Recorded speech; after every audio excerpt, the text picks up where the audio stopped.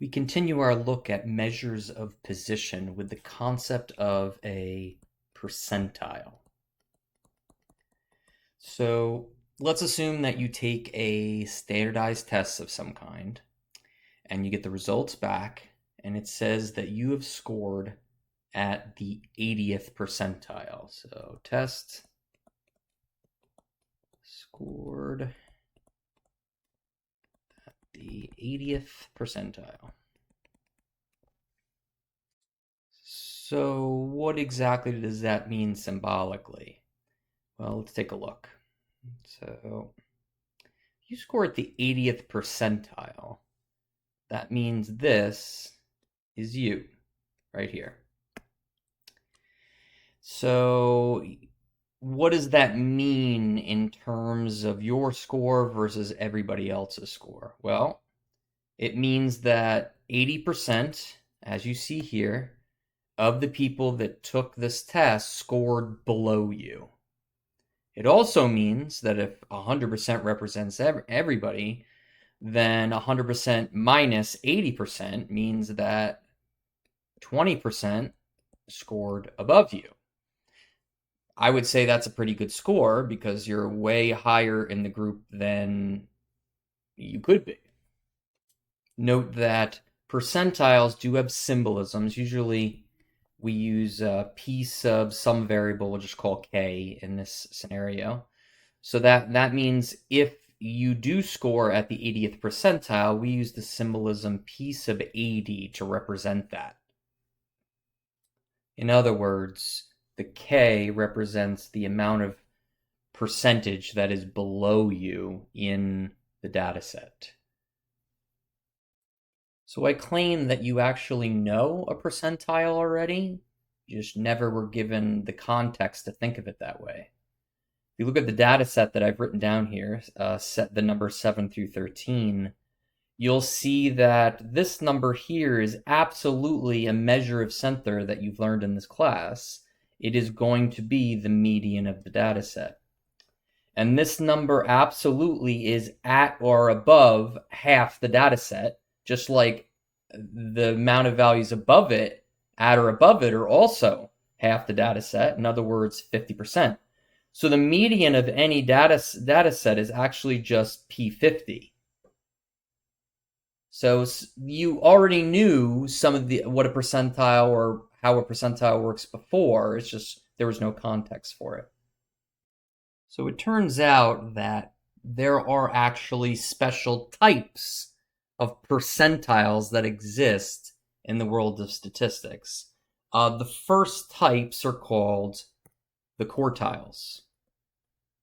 So yes, we have the tiles at the end, just like percentiles, except we have this word quart that is the prefix. So I think it should make sense if we're using the word quart that we're using the quarter marks of our data set. The quartiles are represented by Q1, Q2, and Q3, which means they are synonymous with P25, P50, and P75.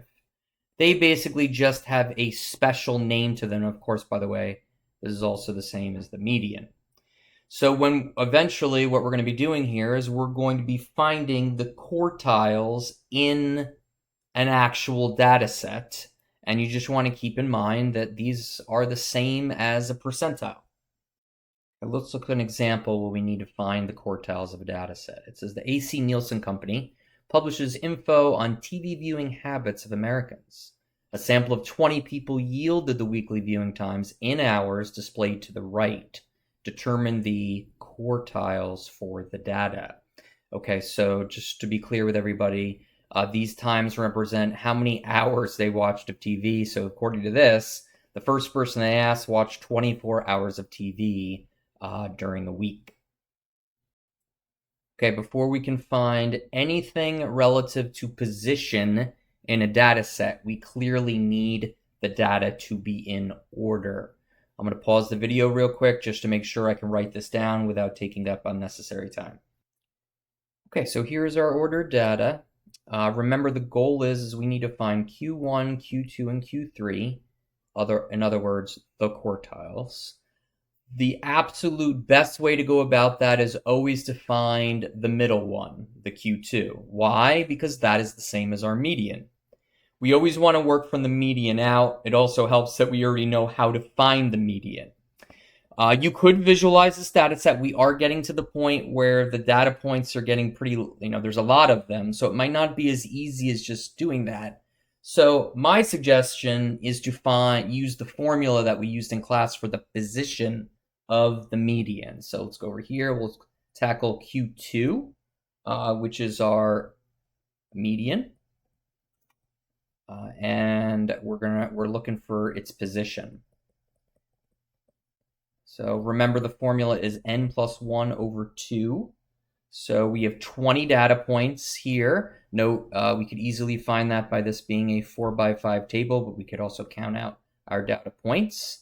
We're going to get 20 plus 1 over 2, which is 21 over 2, or 10.5. Now, remember from the lesson on median, that means that you need to find the average of the 10th and 11th positions of the data. So we count in 1, 2, 3, 4, 5, 6, 7, 8, 9, 10. So this right here is our 10th, and this is our 11th position.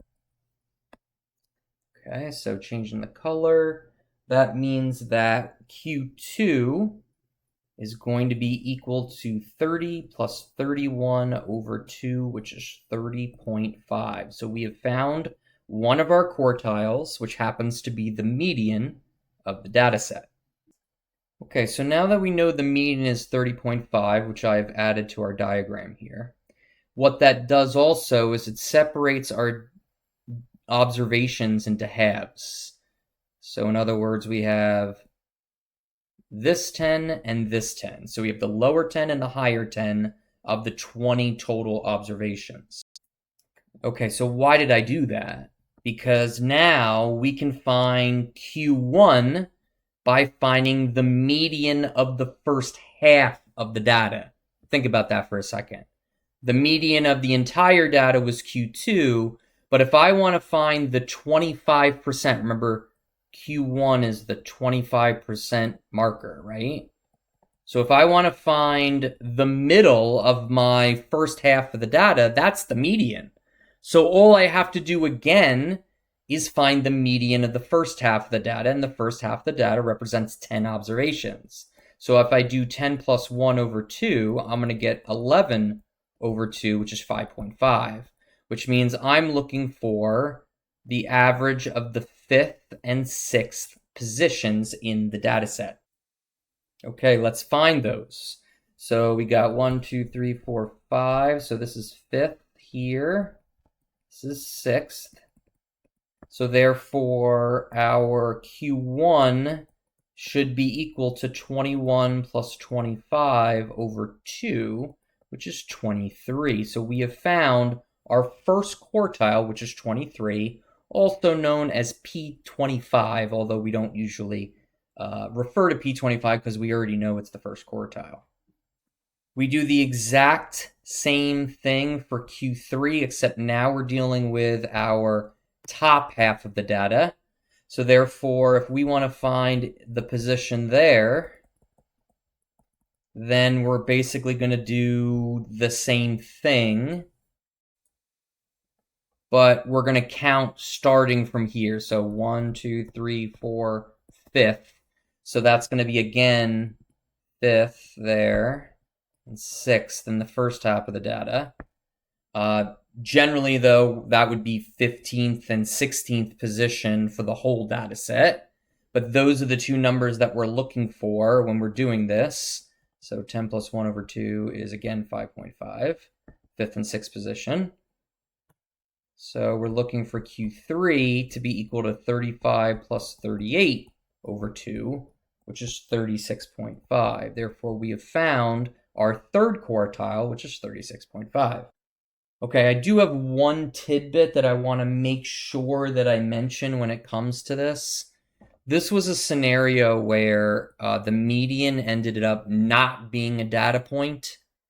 and we were able to just classify the rest of the data as the top and lower half. If for some reason our median, in other words, our Q2, ends up being an actual data point in the data set, then we don't include it in the upper and bottom half. So for example, if we are doing one of these, 7, 8, 9, 10, I think I had one like this before, something like this. So this right here is the median, so therefore we would not include it in the upper and lower half. We would do it like this. We would basically take it out of the data set just for the sake of doing the problem. Now, to be clear, that doesn't mean that's the 100% right way to do it. That's just the way we're going to do it. There are actually, both ways are considered accepted ways to do the process, but we're going to do it this way so that we're all on the same page. So why exactly do quartiles have their own unique topic associated with them here? Well, it turns out they have a few uses in the world of statistics that are helpful for data sets. One of them is to determine what we call the interquartile range. The interquartile range, which we often abbreviate IQR, is another way to measure dispersion or spread in a data set. We know that the ordinary range was equal to max minus min, but I did warn students that you have to be careful with the range because extreme observations could occur at the max or min values. But interquartile range kind of gives you another chance at using range because we're only going to be doing the following. IQR is equal to Q3 minus Q1. So what that does is that leaves out the bottom 25 and the top 25% of the data, which usually eliminates any extreme observations that could be present. So instead of looking at the range of the entire data, you're looking at the range of the middle 50%, which does give you some idea of how spread out the data is. So in our data set, as you saw from our TV viewing time, we did calculate Q3 and Q1, which means we should be able to find the IQR for this data set. So IQR is going to be equal to our Q3, which is 36.5, minus our Q1, 23, which is 13.5. While interquartile range does give us another measure of spread, it's more importantly used for an entirely different purpose, and that is to determine what we call outliers.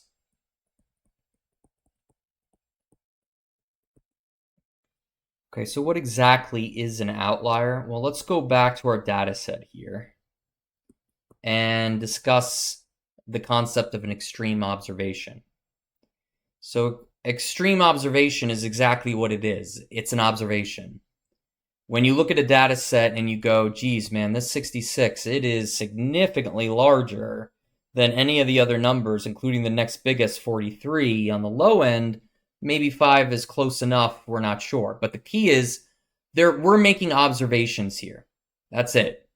There's no mathematically proven thing happening here. Well, an outlier turns out to be exactly that, a mathematically proven extreme observation. That is the key to this concept, is we are going to be using the IQR in order to mathematically prove that a data point is an outlier.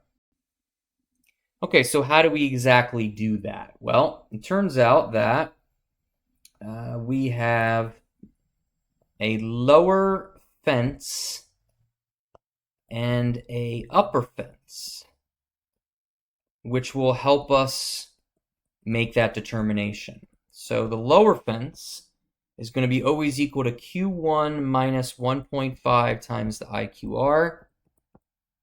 These formulas will be on your formula sheet, by the way. And the upper fence is going to be Q3 plus 1.5 times IQR.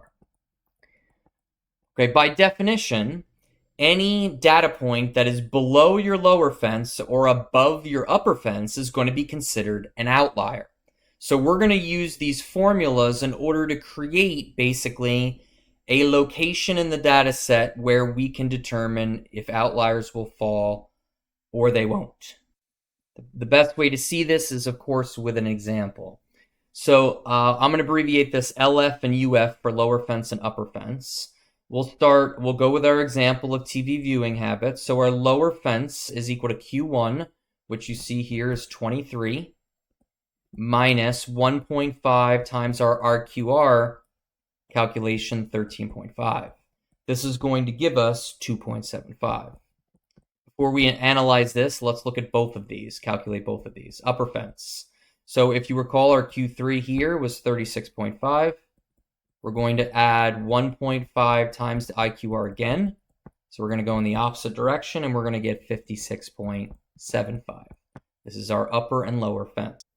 Okay, so how do we apply this to our data set so we can determine the outliers? Well, we're going to try to remember these numbers, 2.75 and 56.75. We're going to go up to the data set, and we're going to locate where these would fall in the value of the observations. Well, our lowest data point is 5. 2.75 would clearly fall below that.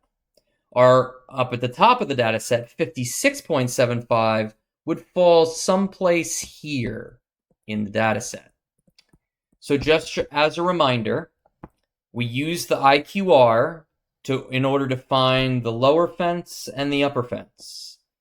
We determine if a data point is an outlier if there is an observation below the lower fence or above the upper fence. Well, you can clearly see on the bottom there are no observations below the lower fence, but on the top there absolutely is a data point that is above our upper fence. Therefore, we now know that 66 is officially and mathematically considered an outlier.